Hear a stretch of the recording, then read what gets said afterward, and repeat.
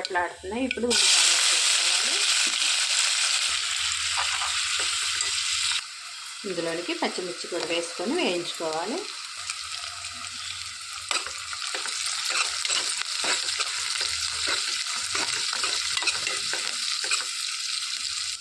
ఒక రెబ్బ కరివేపాకు కూడా వేసుకొని వేయించుకోవాలి.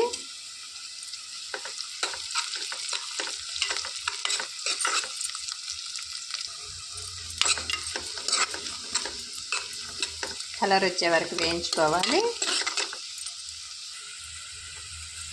ఇందులోనికి సన్నగా తరిగి పెట్టుకున్న ఒక టమాటాని వేసుకొని వేయించుకోవాలి.